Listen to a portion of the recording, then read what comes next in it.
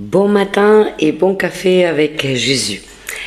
Aujourd'hui, commençons la première partie de la série dont je vous ai annoncé avec de vidéos diapos. Donc la nouvelle série qui a été inspirée par le Saint-Esprit bien sûr, mais surtout par toutes les questions que plusieurs personnes d'entre vous ont posées, donc qui m'ont envoyé. Je les ai réunies et j'ai créé différents systèmes de questions de manière que j'espère avec l'aide du Saint-Esprit je pourrai vous porter les réponses que vous attendez. Donc la première partie, c'est la série de les pourquoi humains en relation avec Dieu, Jésus et le Saint-Esprit. Aujourd'hui, je commence par une question, et la question qui m'a été posée, c'est un petit peu le résumé de plusieurs autres questions, mais toutes sur le même sujet, c'est-à-dire si Dieu est bon et puissant, pourquoi permet-il le mal, les guerres, les maladies et la souffrance, surtout vis-à-vis des innocents et des enfants. Je pars du début. Si on prend Genèse, si vous avez une Bible sous la main, on part du début. Et dans Genèse, on lit que le Seigneur, Dieu, Adonai, a créé l'homme à son image. Il a créé le monde avant, donc il l'a mis dans un jardin magnifique où il avait tout ce qu'il fallait. Mais comme il ne voulait pas créer des robots, il a donné la capacité de faire la part des choses, c'est-à-dire le don du libre arbitre. Et c'est le don pour lequel on peut choisir d'aimer et suivre Dieu, ou on peut choisir de le rejeter et d'aller vers le mal. Malheureusement, les premiers hommes, Adam, parce que Adam en hébreu, c'est pas un prénom, ça signifie les êtres humains, et dans la spécificité, ça signifie les êtres humains créés avec la terre. Donc Adam, le mot Adam, c'est pas un prénom, ça incarne tous les êtres vivants. Donc les êtres vivants ont écouté le serpent, donc Satan, l'ennemi, qui les a tentés, et donc ils sont tombés. La chute. La chute, ce qui a ouvert la porte au péché, à la maladie, à la souffrance, et puis tout ce qui a suivi. Les guerres, les injustices sont le produit des mauvais choix des hommes. Dieu, là, on le voit bien, il est pour rien. Parce que les hommes ont mis au centre de leur vie des divinités, comme l'argent, comme le pouvoir, comme la notoriété, comme leur ego.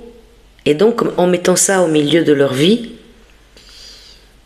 ils ont perdu de vue l'essentiel, c'est-à-dire Dieu et les principes que Dieu nous a donnés.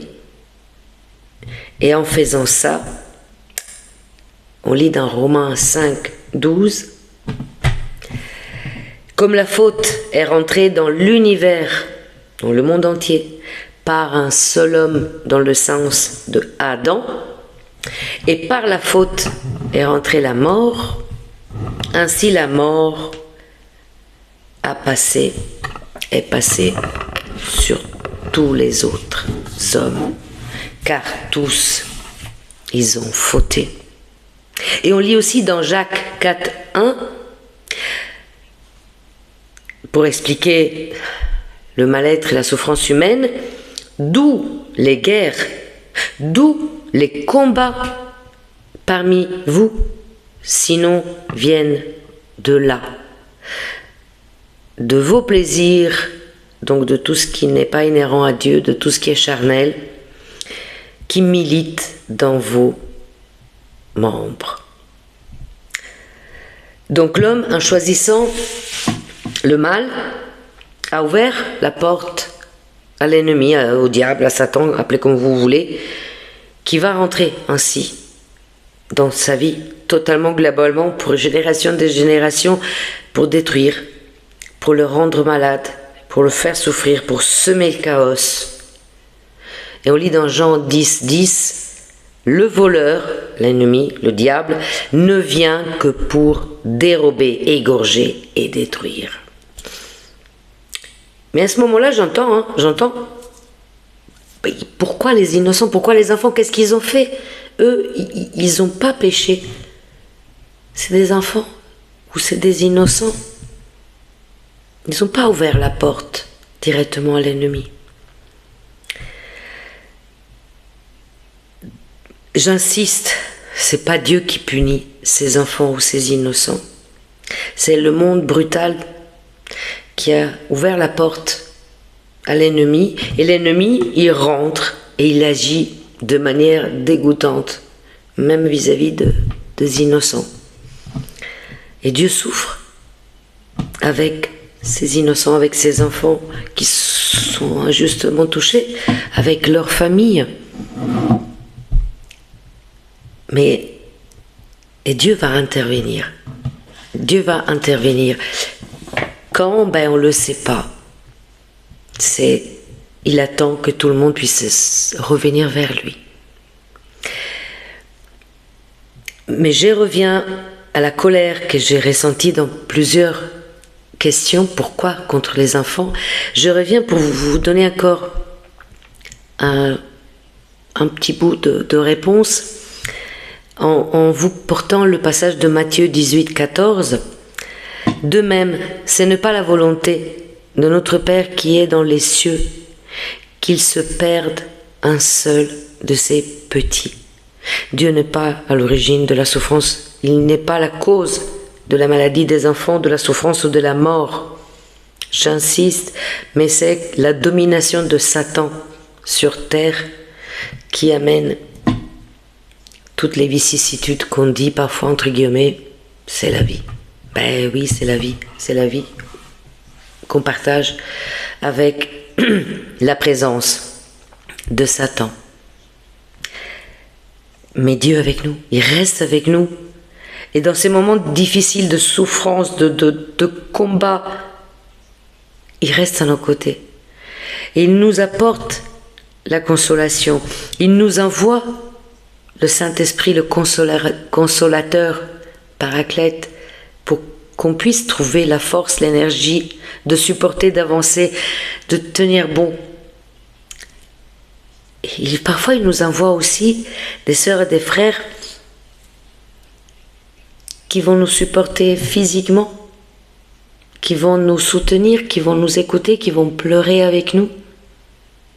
Parce que des sœurs et des frères en Christ, c'est ceux qui savent se réjouir quand c'est le moment, et c'est aussi ceux qui savent pleurer avec nous quand les difficultés sont trop terribles. On le lit dans Romains 12, 15 et dans d'autres passages. Donc, il faut s'appuyer à la prière, il faut s'accrocher à Dieu, il faut focuser en Dieu afin que Dieu nous donne la paix, nous donne la grâce. Et parfois, Dieu aussi va intervenir ponctuellement. Il ne va pas sauver la terre, mais il va sauver à fur et à mesure des personnes, parce que ça fait partie de son plan, parce que comme avec Ninive, les personnes se sont repenties et il est revenu et il est intervenu. Donc Dieu y intervient souvent, il fait des miracles encore aujourd'hui vers ceux qui savent se recueillir en prière, lui demander.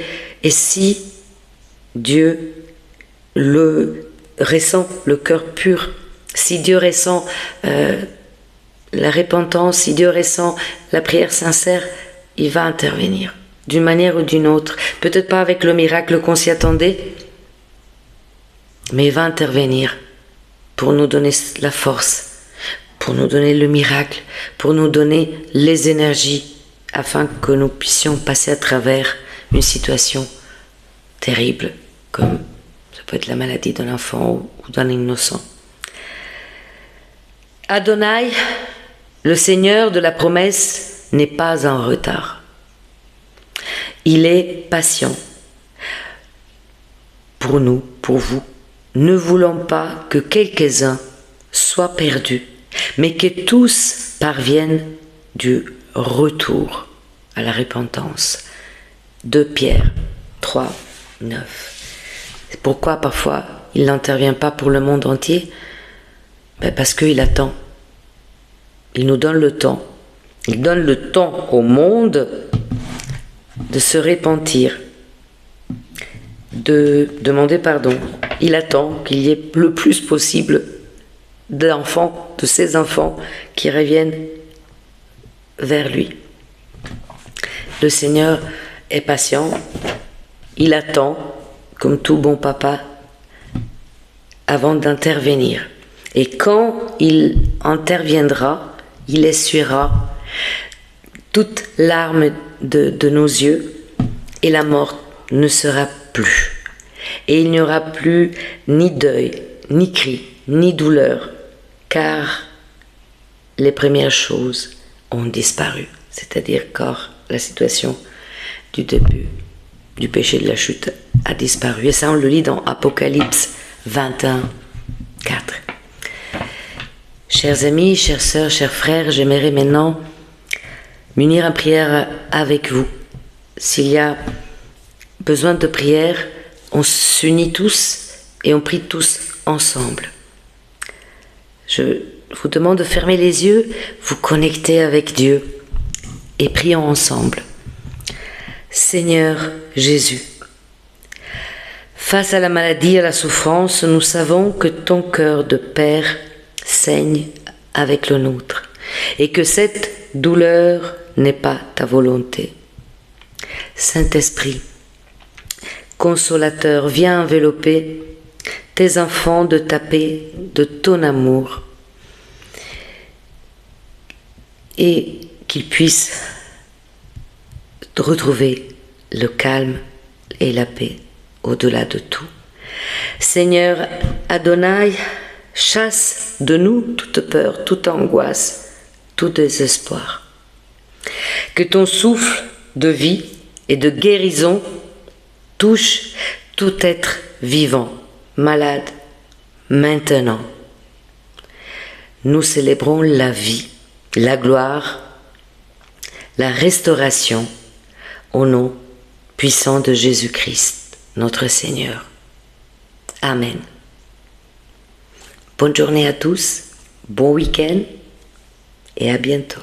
Que le Seigneur vous bénisse grandement.